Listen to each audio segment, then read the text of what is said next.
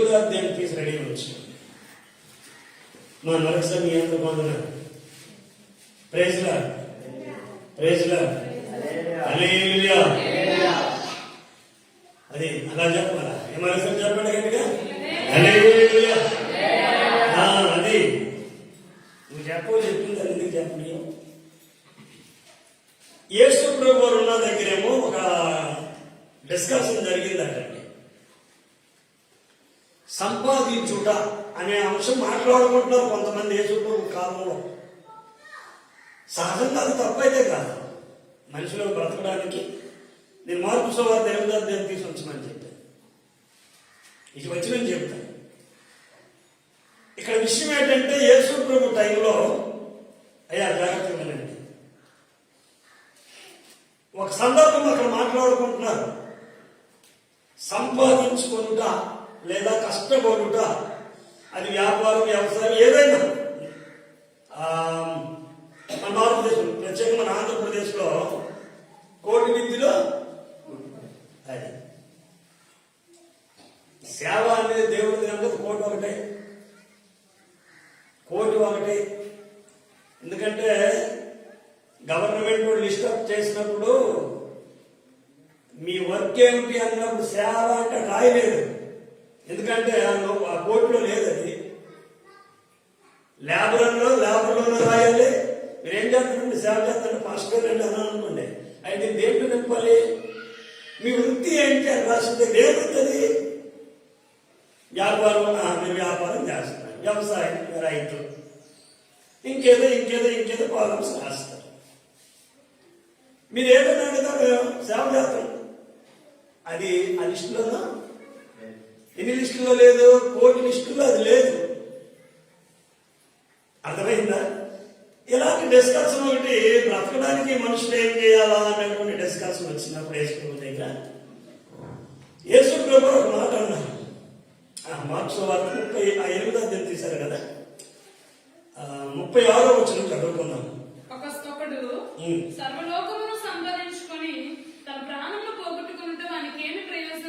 చాలు చిన్న ప్రార్థన చేద్దాం ఒకసారి.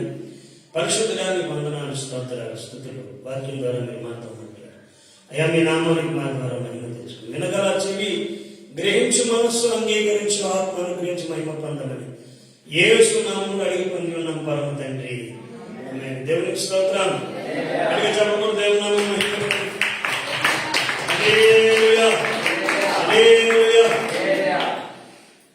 యేసు ప్రభు గురించి డిస్కషన్ ఏంటంటే సంపాదన. తప్పైతే కాదు. సంపాదించుకోవడం అనేది తప్పు కాదు. Praise the Lord. కానీ ఇక్కడ ఒక మాట చెప్పాడు. దేన్ని సంపాదించుకోవాలి? బ్రతకడానికి, లేదా నీకు, నీ పిల్లలకి, నీ భార్యకి, నీ భర్తకి, నీ ఉద్యోగం, సద్యోగం, కూలో నాలో ఏదో ఒకటి నువ్వు చేసి సంపాదించుకోవడం తప్పు కాదు. కానీ ఇక్కడ మాట రాయబడింది. ఒకడు మొత్తం లోకాన్నంతరినీ సంపాదించాడట. దేనండి? సర్వలోకాన్ని సంపాదించేశాడట. ఏం పోగొట్టుకున్నారు? అది అది అది ఏమన్నా వేసుకోకూడదు. ఒకడు తన సర్వలోకాన్ని సంపాదించుకొని, నువ్వు సంపాదించుకున్న దాన్ని బట్టి నీకు ప్రయోజనం ఉండాలన్నారు ప్రభు. Praise lord. నువ్వు సంపాదించుకున్న దాన్ని బట్టి నీకు ప్రయోజనం ఉందా? 2, నువ్వు ఆరాధిస్తున్న ప్రభువుకు ప్రయోజనం ఉందా? నువ్వు వెళ్తున్న సంఘానికి నీ సంపాదన వల్ల ప్రయోజనం ఉందా? పునది నీకేమైనా సర్వలోకం సంపాదించేసాడట. అప్పుడు మార్కే కాదండి, లోక కూడా ఉన్నాడు. ఆయన కూడా మాట రాసేటాడు. లోక కాదు, మత్తయి ఉన్నాడు.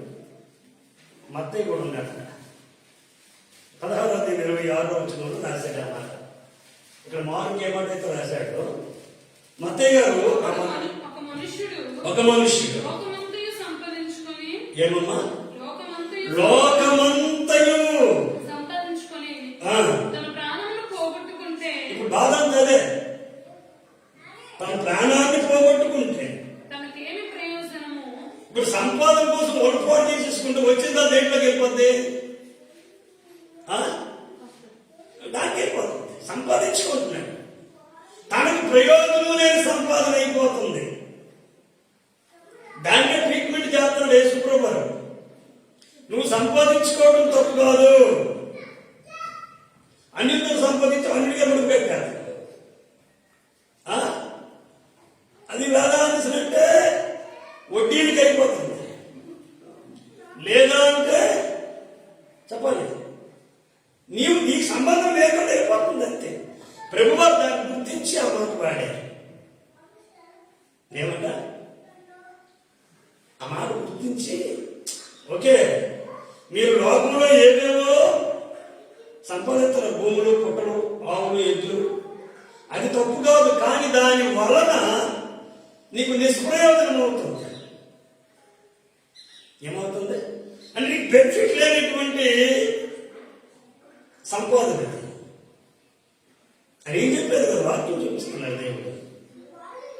ఇప్పుడు దేవుడి సంవత్సరం ఏమంటాడంటే, నీ సంపాదన వలన నువ్వేదైతే సంపాదించు అది నీకు ప్రయోజనం ఉందో లేదా అని ఆలోచించు. ప్రైజ్ ది లార్డ్, హల్లెలూయా. ఈ మధ్యకాలంలో ఒక పని చేస్తున్నప్పుడు, లైటింగ్ పెడుతున్నప్పుడు, అది రామకృష్ణ చేస్తున్నాడు ఆ పని, గీతాలు ఆయన 2 వైపులు ఇలా పట్టుకొని ఇలా ఉండిపోయాడు కాసేపు. ఇలా ఎన్ని చూస్తాను. నేను దగ్గరికి వెళ్ళి ఏటో ఆలోచిస్తున్నాం అడిగాను, కరెంట్ ఎక్కడైనా ఉంది ఏంటంటే, కరెంట్ వస్తుంది ఏమోనని అన్నాడు.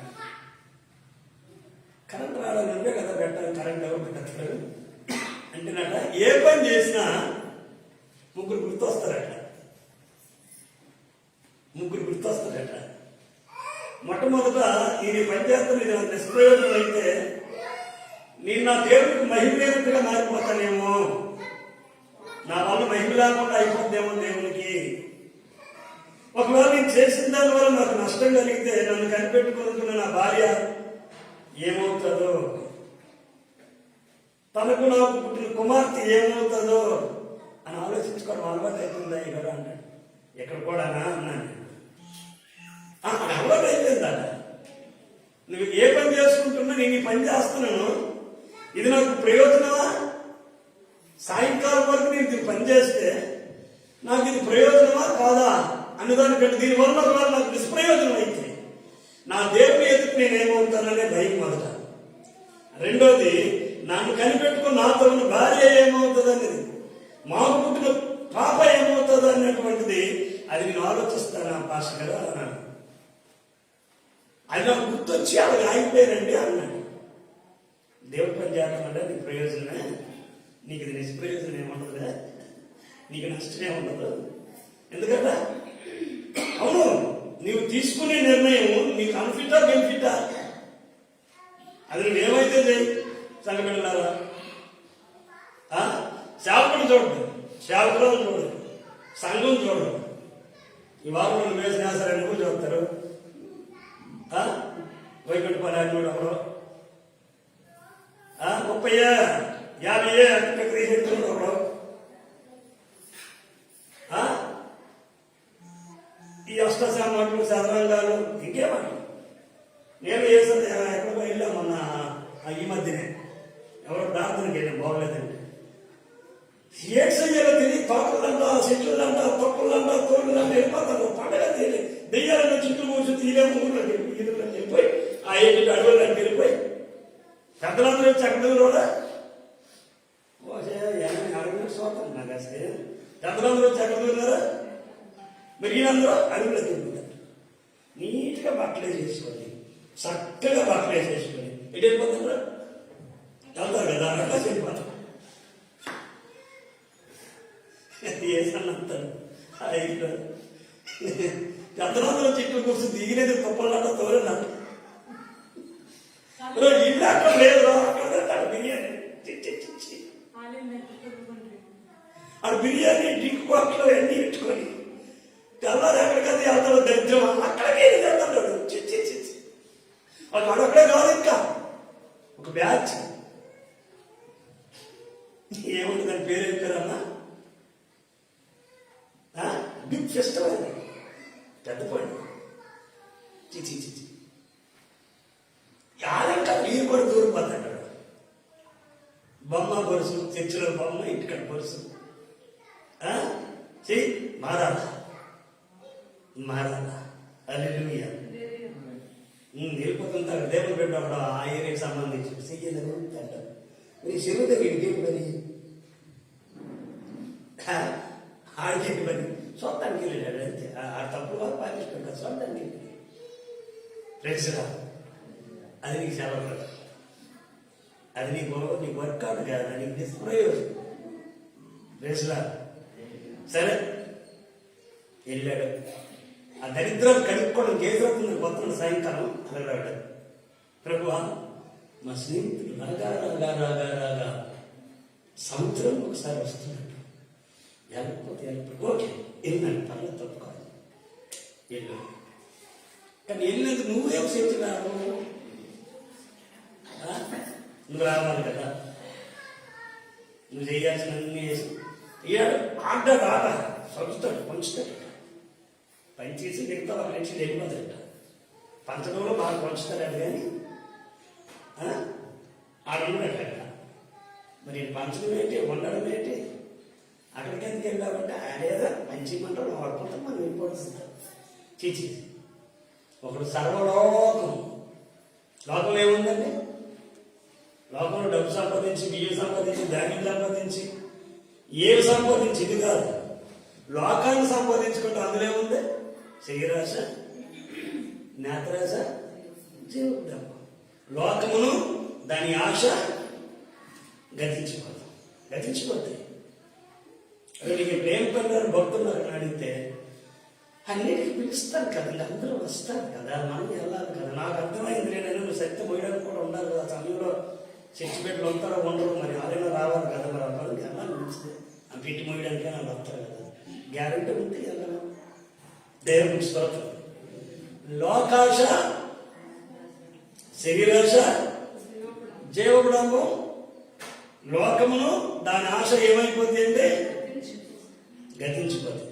దీనికి ప్రభువారు కూడా ఉపమానాలు చెప్పారు చూడండి. లోకాసు వార్తలో 12వ అధ్యాయం 16 నుంచి 24 వచ్చిన వరకు చూడండి. ఇక్కడ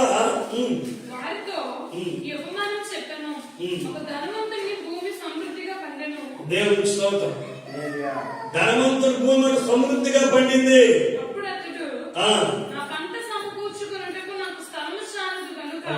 చాలా తప్పండి అది, పండింది సమకూర్చుకోవడం తప్ప. రాయ్ ఎవరో బయట శబ్దం ఎక్కువ బయట ఏటమ్మా, బాగా పండిందట. జాగ్రత్తగా వినండి. పండిన దాన్ని శుభ్రంగా పాత గొడవస్ అన్ని కొట్టేసేసి కొత్త గొడవస్ కట్టించుకొని అందులో వేసుకొని తన ప్రాణంతో మాట్లాడుకుంటున్నాడు. ఏమని దగ్గర లేరా ఏట, మళ్ళీ ఎవరితో మాట్లాడిన ఆడ బాగా ఇవ్వాల్సి వస్తుందేమో. నేను సార్ అదే నువ్వు అలా సొంతం ఏంటి, ప్రాణంతో ఏమంటున్నాడంటే, ప్రాణమా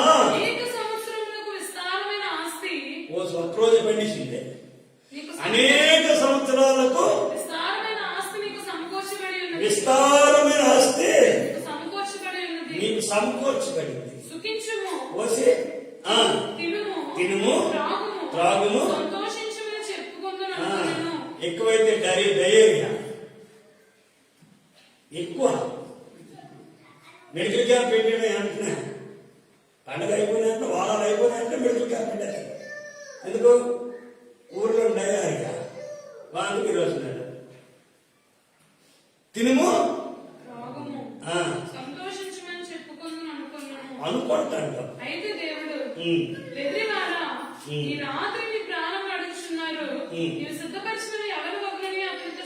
అది డౌట్ పెట్టి చేయకుండా దేవుడా నువ్వు సంపాదించింది ఎవరితో బుద్ధి అంటే ఎవరితో ఒకరితో అవ్వాలి. నీ పిల్లలైనా అవ్వాలి, ఏమండి వారి పిల్లలైనా అవ్వాలి,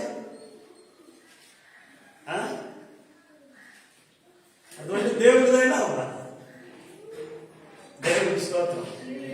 హల్లెలూయా, హల్లెలూయా. దేవుడిదైనా అవ్వాలా, నీకు నీ పిల్లలకైనా అవ్వాలి. లేకపోతే అర్థమవుతుంది చెప్పలేదు. దేవునికి స్తోత్రం. ధనవంతుడు పండింది దగ్గర పెట్టుకున్నాడు, వాడికి కూడా ప్రయోజనం లేనటువంటిది అయిపోయింది. నువ్వు నిన్ను ప్రశ్నించుకోవాల్సిన పని ఏంటంటే, నీకు పండినా వచ్చినా నిన్న ఇప్పుడు ధ్యానించుకున్నాం, ఆయన మనకి ఆదరణ కలిగిస్తాడు. దేవుడు మనకి ఏం కలిగిస్తాడంటే ఆదరణ కలిగిస్తాడు. దుఃఖం ఉంటుంది, కన్నీరు ఉంటుంది, బాధ ఉంటుంది, శరీర సంబంధమైన వ్యాధులు ఉంటాయి, ఇవన్నీ ఉంటాయి. మనం వీటిని చూస్తాం, వీటి తర్వాత కలుగుతున్న స్వస్థం చూడం, దుఃఖం వెనకథలు కలుగుతున్నటువంటి సంతోషాన్ని చూడవు, ఆర్థిక ఇబ్బందులు వెనకథలో మనకు కలుగుతున్నటువంటి ధనరాశులు. గతవారం నేర్చుకున్నాం ఏంటి? గతవారం వాక్యం అంతలు మేము జరగనుకుంటాం. ధనవంతులాగా నా ప్రాణమో యెహోవాను సమర్పించిన దావీదు చెప్పి వారి పాటికే అంధకార స్థలములలో అమ్మా గతవారం ఏంటంటే రహస్య స్థలములో ఉంచిన ధనమును ఎవరికి ఇస్తాడు? అంధకార స్థలంలో ఉంచిన నిధులను దేవుడు ఎవరికి ఇస్తాడు? దేవుడు బిడ్డలకే ఇస్తాడు. ఆ అంధకారంలో ఉన్నదాన్ని చూడలేకపోతున్నాం, నీకు వెలుగు లేదు, చేయడం కనిపిస్తుంది. ఆ రహస్య స్థలాన్ని నువ్వు చూడలేకపోతున్నావు. నీ కళ్ళ ముందున్న నీ వ్యాధులను, నీ బాధలను, నీ ఆర్థిక ఇబ్బందులను, నీ రుణాలని, వీటిని నువ్వు చూస్తున్నావు. అందుకు నువ్వు అనుకుపోతున్నావు. దావీదు సరే యోగు ఏం పోతాడండి? నేను నడిచే మార్గము నాకు తెలుసు, నేను శోధించబడిన తరువాత ఎలా మారుతాడంటే అది అంటే శోధించబడిన తర్వాత సువర్ణంగా మారుతాడని యోగు తెలుసా? తెలుసు. అందుకే ఈ శోధన సహిస్తున్నాడు. పౌలు కూడా అది అంటాడు, శోధన సహించిన వాడు ధన్యుడు, వాడు శోధనకు నిలిచిన వాడే. నువ్వు నిలబడుతున్నా, అందుకే చర్చలో ఉన్నట్లా ఆ బాధలతో ఎక్కడో ఉంటున్నావు. ఇంకొక ధనవంతుడు కూడా చూపించాడు ఆ మార్పులు లోకంలోనే 16:19 నుండి 23 వచనాల వరకు. సన్నపు నార వస్త్రములు ధరించుకున్నటువంటి వాడు గోల్డ్ అంతటువంటి ఆస్తి, అంతస్తులు, డబ్బు, బంగారం ఉన్నాయి. అంత ఉంది కానీ భక్తి లేదు. అక్కడే లాజరు అనే పేరు కలిగినటువంటి ఒక వ్యాధిగ్రస్తుడు ఉన్నాడు. కురుపుల్ని కుక్కల మార్పులు తోలుకోవడానికి కూడా శక్తి లేనటువంటి వాడుగా పడున్నాడు. వాడికి కనీసం వైద్య ఖర్చులు కూడా ఈ డబ్బును ₹1 ఇవ్వకుంటున్నాడు. ₹1 ఇవ్వడం లేదండి, మరి ఒక మాత్రం కొనుక్కొని కూడా ఇవ్వటం. ఆ ఎంగిలి తినుకొని బ్రతుకుతున్నాడు. ఒకరోజు వచ్చింది, ఇద్దరికి చావు వచ్చింది. ఒకడేమో ధనవంతుడు నరకంలో యాతన పెట్టబడుతున్నాడు, లాజరు అనబడినోడు అబ్రహాము బ్రహ్మ సంతోషిస్తున్నాడు. దరిద్రుడైన లాజరు దినాలు మార్చిపడ్డాడు. నువ్వు భూమి మీద నీకు అది లాజరు చచ్చిపోతారు జరిగింది, కానీ నీ దేవుడు కృపకాలం ఎక్కువ ఇచ్చాడు కనుక అంతవరకు కాదు. భూమి మీద ఉంటుండగానే నీ దుఃఖ దినాలు, నీ బాధ దినాలు, నీ యొక్క ఆర్థిక ఇబ్బందులు ఏవైతే ఉన్నాయో వాటిని వెంటనే తొలగించి ఆశీర్వాదం చూసేటట్టు నీ దేవుడు చేయగలడు. అంత పలసగా ఉంది, అది వడ్డీ కూడా కాదు. అయ్యా నేను ఆమె చెప్పి తెలబడాలంటే అసలు వడ్డీ కూడా తీరుకున్నాడు చెప్పాలా? అర్థమైందా? ఆరోగ్యం బాగావడమే కాదు, నేను ఎప్పుడు మొన్న ఉపదేశాలతో చెప్తా ఉన్నాను, వ్యాధి మీద విజయం పొందడం కాదు, ఆర్థికం మీద విజయం పొందడం కాదు, దుఃఖం మీద విజయం పొందడం కాదు, అధిగమించాలి. అంటే గెలిస్తాడు, వెళ్ళొస్తాడు, గెలిచినాడు కొనగలుగుతాడు, ఆయన అధిగమించి మళ్ళా ఎవరలేమన్నాడు కొనగలుగుతాడు. రేపు కొద్దిగా వెళ్ళి చూసుకుంటాం అన్నోడైతే అప్పుడు వదిలేశాడు కానీ ఇంకోసారి వస్తాడు. అర్థమైందా మీకు?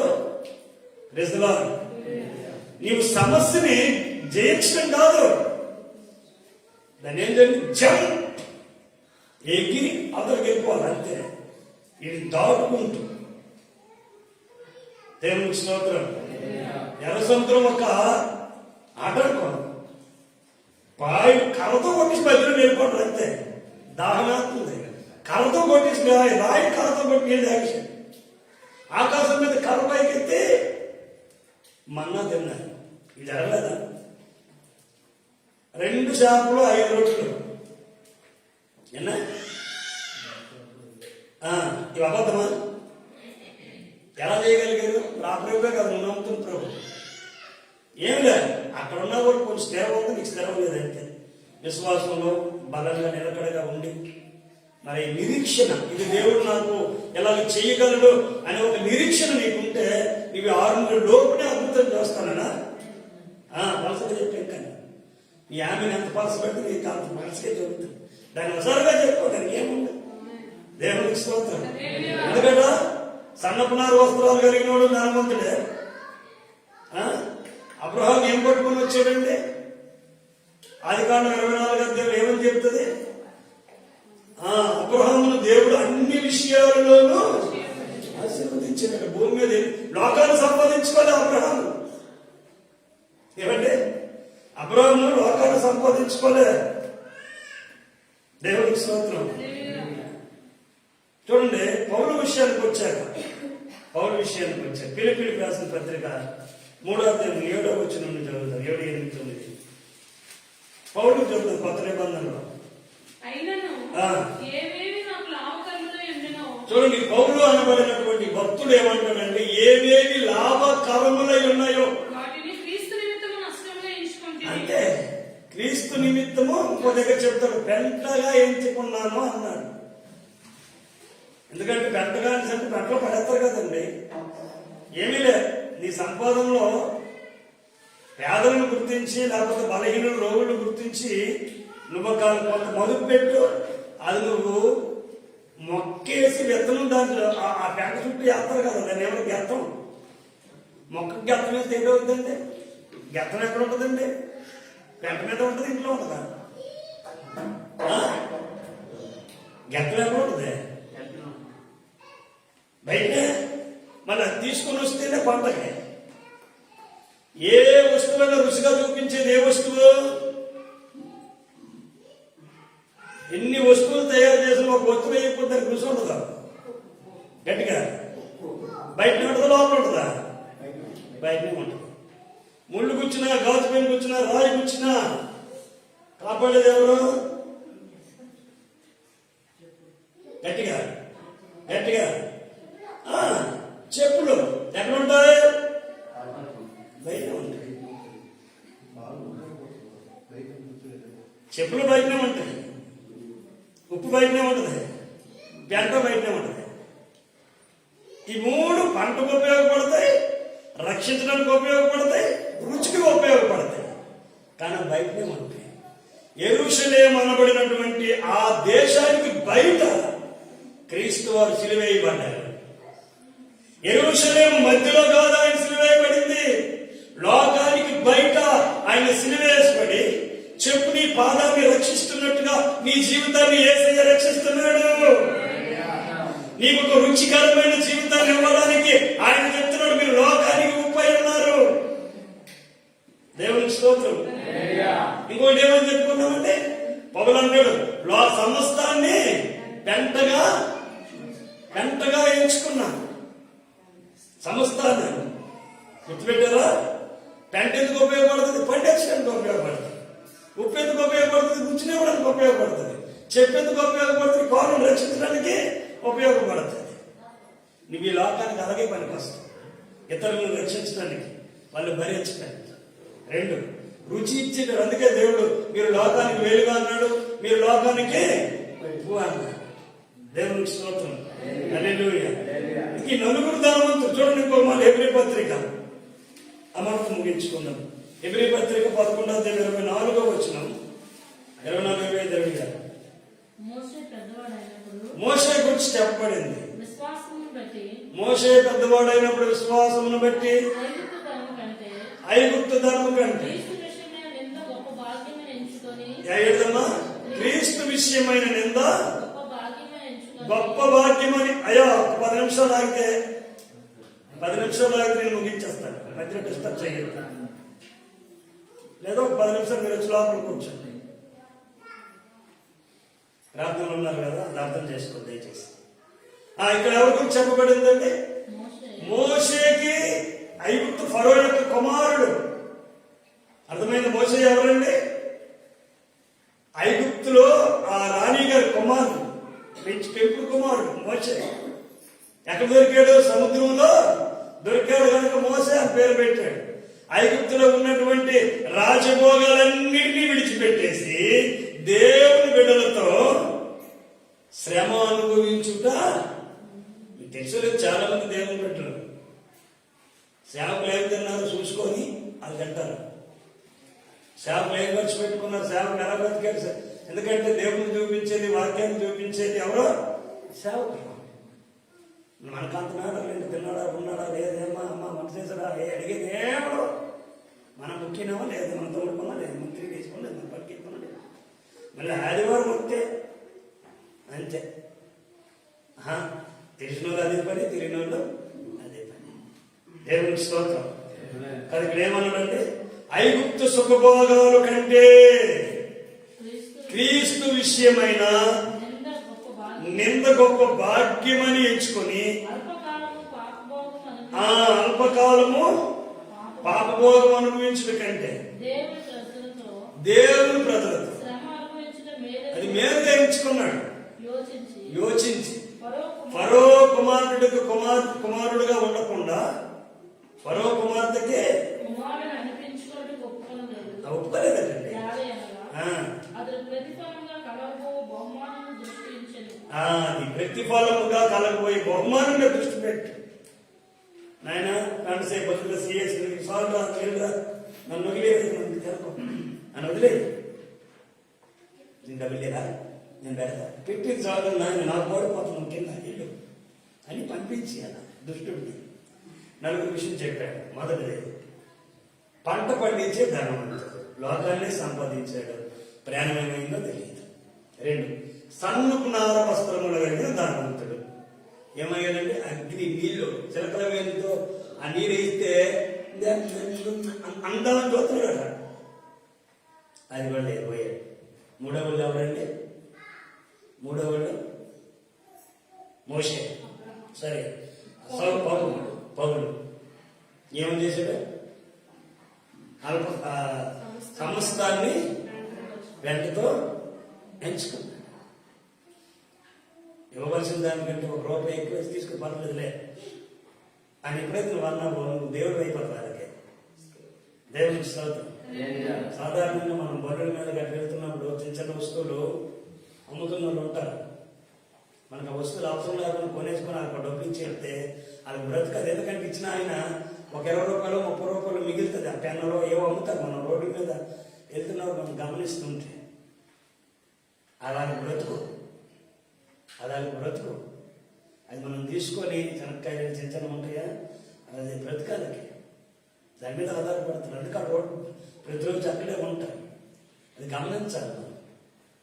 నీవు భరించి రక్షించే చెప్పు అయినా మారిపోవాలా, పంట పండించే పెంటగా మారిపోవాలి, తప్పలేదు. అర్థమైందా? లోకానికి మీరు ఉప్పు అయి ఉన్నారు కనుక ఉప్పుగా మారిపో అనేక రుచినిస్తాం. కానీ సర్వలోకాన్ని సంపాదించుకొని ప్రాణం మాత్రం పోగొట్టుకోకు. మోషే ఐగుప్తు సుఖభోగం అనుభవించడానికి ఇష్టం లేక సంఘంలో ఉండాలనుకున్నాడు. సంఘంలో శ్రమ అనుభవించాలనుకున్నాడు. ఎందుకు? ప్రతిఫలముగా ఒక బహుమానం ఉంది. నీ బాధ కథ దాన్ని గుర్తుపెడుతున్నారమ్మా. నీకు ఈ వారం, ఈ నెల, ఈ 6 నెలలు, ఈ 3 నెలలు నీకు బాధ ఉంది. కానీ నీ వెనకథలు ఏముండదు, అది చూడలేదా? ఆర్థిక ఇబ్బందులు ఉన్నాయి. కానీ ఆ వెనకథలు ఏముందో చూస్తున్నావా? అవి చూడక ఇవే చూస్తాం. నువ్వు చూసేది ఎప్పుడు రుణాలు కాసి దావీదు భక్తుడు 121 కీర్తనలో ఆకాశం ముందు కొండతోడుగా కొండనెత్తుతున్నాను, ఏమైనా కొత్తగా దొరుకుతుందా? యెహోవా వలనే. ఎందుకు? భూమి జీవరాశులను ఆయన సృజించినవాడు. సృష్టించాడు. Praise the Lord. హల్లెలూయా. కాబట్టి లోకాన్ని సంపాదించుకోకు, క్రీస్తుని సంపాదించుకో, వాక్యాన్ని సంపాదించుకో. లోకంలో దొరకంది అదే. సువార్తలకైతే ఎందుకు ఆటంకం వస్తుంది? భయం. మారిపోతారని భయం, కొత్తగా నూతనంగా మారిపోతారని భయం. మారిపోతే ఆడ లైఫ్ లేదు. వీడికి అసూయ వచ్చేది ఆయన చూసి, దేవుని నమ్ముకున్నట్టు చూసి. నీకు తెలియదు కానీ ఎంత అసూయ పెడతారు తెలిసిన అప్పట్లో చెప్పలేము, అంత అసూయ వచ్చేది నేను చూసి. సాతాను గడికి అసూయే, ఆ నడిపించిన దోతలకి అసూయే, కళ్ళు పుట్టించుకోండి. మొన్నటి వరకు అలా ఉండరు, పోగైపోతాడు. బంధుబాగాలకి అసూయే. నిజమండి, అది మీకు తెలుసో లేదో. ఎప్పుడైనా సైతాన్గాడు కానీ, దేవుని యాగనలు కానీ, నీ విరోధులు కానీ ఏం కోరుతారో తెలుసు? నాశనమే కోరుతారు. కళ్ళల్లో కనికారం, పళ్ళల్లో నీకు తెలియక ఆ శాఖలు దూరిపోతాను అన్ను, అది సంగతి నీకు తెలియకుంటుంది. దేవుడిని ఆశీర్వదిస్తున్న కొద్ది ఇశ్రాయేలు దీవించబడినట్లుగా దేవుడు నిన్ను కూడా ఆశీర్వదిస్తాడు. కానీ నువ్వేం సంపాదించుకుంటున్నావు? సర్వలోకాన్ని సంపాదించుకుంటున్నావా? సర్వలోకాన్ని సృష్టించిన క్రీస్తుని సంపాదించుకుంటున్నావా? ఒకసారి కళ్ళు మూసుకుంటాం. నీ సంపాదన నీ ఆరోగ్యానికి మేలుకరమా, నిష్ప్రయోజనమా, ప్రయోజనమా? ప్రార్థన చేసుకుంటామా? నువ్వు సంపాదించింది ఏంటి? అది ఎంతవరకు ఉపయోగం? నువ్వు నీ బ్రతకడానికి ఏదైనా సంపాదించుకో. దానిని పౌలు లాంటి భక్తుడే చెప్తున్నాడు, పెంటగా ఇచ్చుతున్నాడు. పెంటగా ఇచ్చుతున్నాడు, అది రేపు పంటగా మారిపోద్దండి. ప్రార్థన చేసుకుందాం. స్తోత్రమయ్యా. అయ్యా, సర్వలోకాన్ని సంపాదించుకొని ఉపయోగం లేని జీవితం జీవిస్తే ప్రయోజనం ఏమీ లేదు. ప్రభువా, నీకు ఉపయోగకరమైనటువంటి జీవితాన్ని జీవించేవాడుగా నన్ను మార్చండి. నా కుటుంబాన్ని ఆశీర్వాదకరంగా